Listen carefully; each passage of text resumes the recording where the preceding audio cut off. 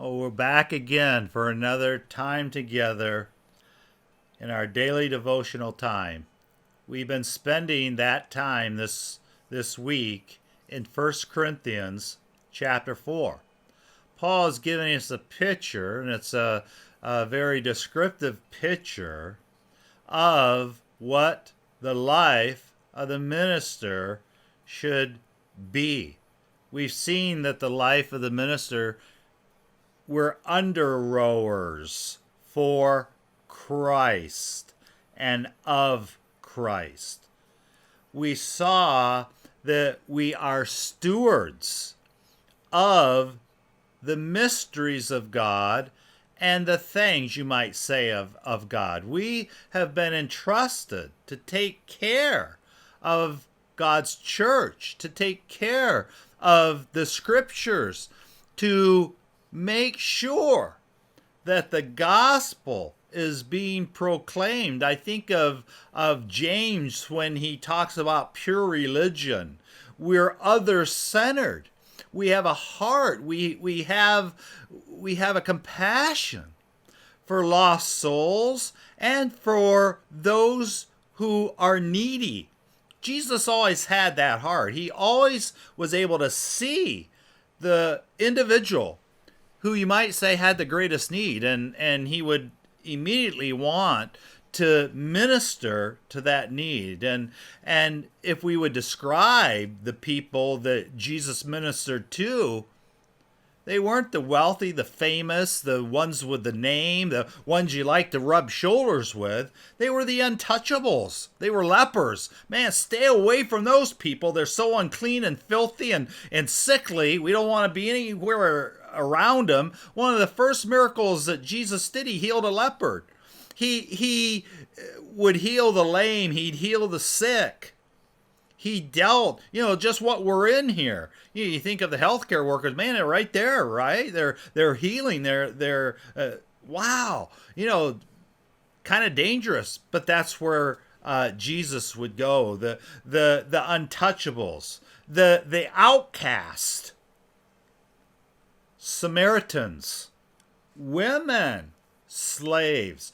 Jesus, his heart was for the downtrodden, for those that were lost, for those who were hurting.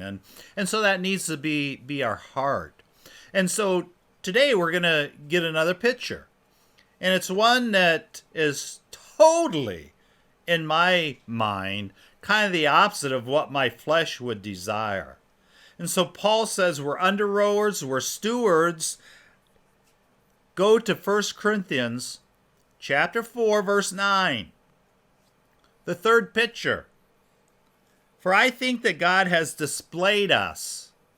Now, I think in our flesh, we like to be displayed. We like us guys. When we're talking with another guy or a group of guys. We like to talk about, how tough we are, how able we are, the great things that we have done, the successes we are. We are very apt at talking like that. We want to be displayed. We want people to look up to us, don't we? We want people to think well of us. We want to make a reputation in certain ways. Well, Jesus in Philippians chapter 2 said, Paul says that Jesus came and made himself of no reputation. Totally the opposite. And I think because I am a pastor and I, have been, part of a church and over, had opportunities to do certain, I think, wow, how some people describe themselves and build themselves up to make other people think that there's something really special, and they're no more special than you or I. And so my flesh, I would want to build myself up. Look at what Paul says. We're displayed, but it's not in the way that we would think. We want to be displayed, playing the lick, the lead on the guitar, or running the football and going across the goal line, or cooking, the on the cooking show and having this most amazing meal made that nobody else could really make. And so that's what my flesh craves for. But Paul says something a little different here. For I think God has displayed us, the apostles, last. Whoa, what? I'm last? Who wants to be last? Be honest. I drove bus for years. I never saw a kid fight. They like the back seat or the front seat. I never saw them fighting to get the middle seats, right?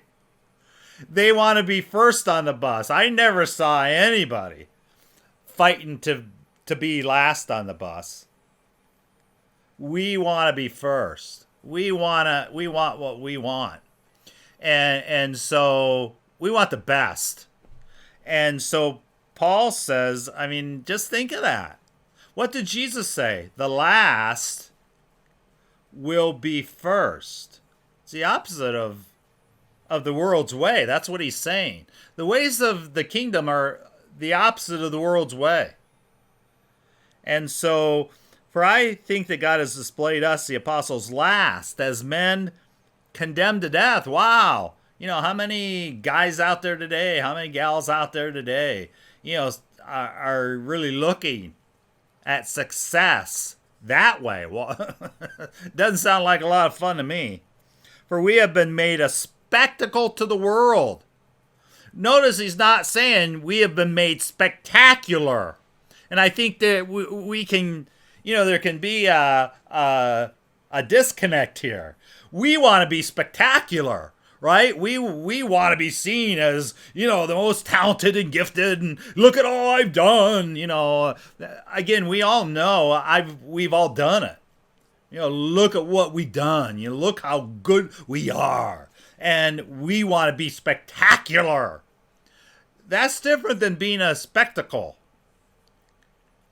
And this was not like Paul wasn't winning the popularity contest. He saw himself as a spectacle. He goes on, he describes this. Yikes. We are fools. Paul was attacked. Paul lived the gospel and preached the gospel, and it wasn't popular. He wasn't the most popular guy.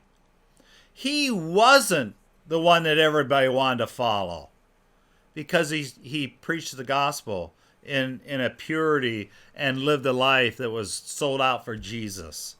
And so we're fools for Christ. You're wise, we're weak. You're strong. You are distinguished. Isn't that what we want? We want to be distinguished. We want to be recognized. We want our name in a paper. We want the headlines. Paul said, no, we're dishonored. To the present hour, we both hunger and thirst. We're poorly clothed. We're beaten. We're homeless. We labor, working with our own hands. Being reviled, we bless. Being persecuted, we endure. Being defamed, we entreat. We have been made as the filth of the world, the offscouring of all things until now. Wow. Paul was made a spectacle. That's how he saw himself as a minister. Totally opposite of kind of the flavor of what we would think a minister would be today. The reality of some of these things are very hard to take. And I would just say, what is your goal? What is my goal in life today? Is it to make a reputation and to have, this distinguished life that everybody that would elevate my person? Or do we want to just labor for Jesus? Do we just want to serve Jesus? Look at the descriptions again. Slave, under rower, steward, and spectacle. That's how Paul saw himself. Be encouraged today as you're serving Christ, as you're not desiring the lights and the platitudes and the earthly rewards and the recognition. You know what? Jesus sees how you're living your life in humility, in lowliness, in beauty. Keep serving Jesus in that beautiful, simple way. God bless you. We love you. We'll see you again tomorrow.